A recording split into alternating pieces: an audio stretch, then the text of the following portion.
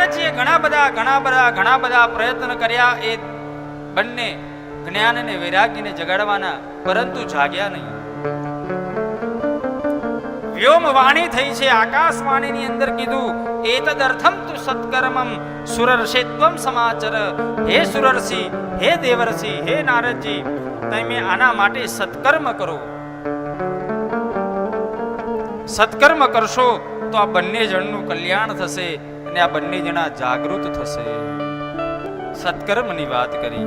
સત્કર્મનું નિરૂપણ શું કરવું, આ બધી જ હકીકત નારદજીએ સનત કુમારોને કરી છે. સનત કુમારોએ આ બધી ચર્ચા સાંભળી અને સનત કુમારો કહે છે, મા ચિંતા ગુરુદેવર્ષે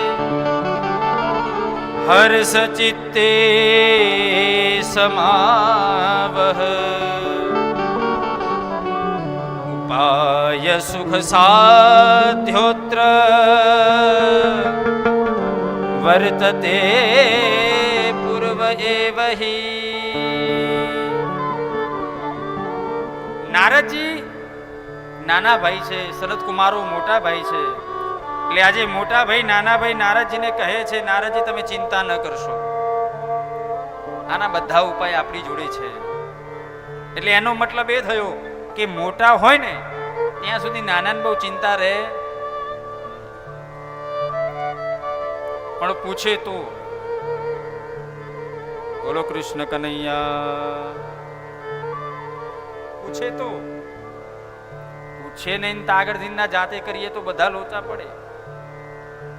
વડીલોની મહત્તા એટલા માટે છે કે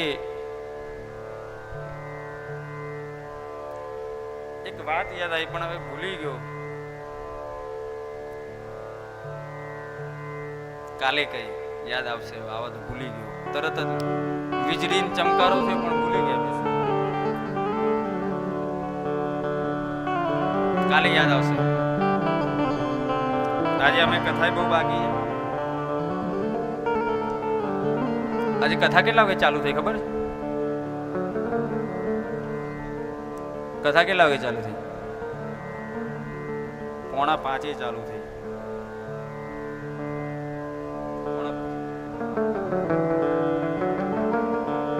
સાચું કહું,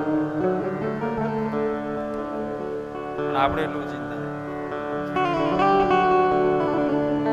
બોલો કૃષ્ણ કનૈયા લાલ કી જય. તમે ચિંતા ન કરશો, તમે તો વિરક્તોના શિરોમણી છો. અરે નારદજી, છોડવું તો તમારાથી કોઈ શીખે. વિરક્તાનામ, તમે વિરક્તમાં શિરોમણી છો. પરિગ્રહ કરવો તો બધાને ખબર પડે, પણ વિરક્તતા શું છે, વિરક્ત અવસ્થા શું છે, એ તો જેને છોડ્યું હોય એને પૂછાય ને. ખાલી આખી જિંદગી જેને ભેગું જ કર્યું હોય એને છોડવું શું એને ખબર ના પડે. એ તો જે છોડે એને ખબર પડે કે છોડવું શું છે. અને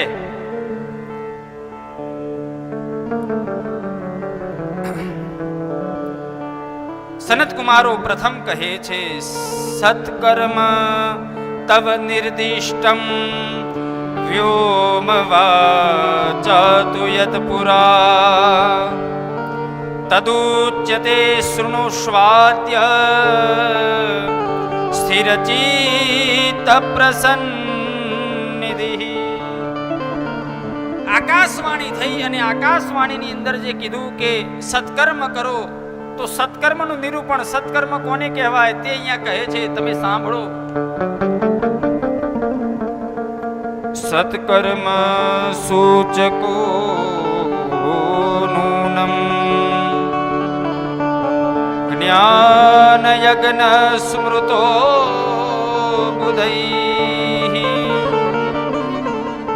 શ્રીમદ ભાગવતાલાપ સતુ ગીત સુકાદિભિ. કહે છે સત્કર્મ એ સનું સૂચક છે? તો કહે છે ઉત્તમમાં ઉત્તમ જો કોઈ સત્કર્મ હોય તો એ છે જ્ઞાન યજ્ઞ. શું છે? જ્ઞાન યજ્ઞ.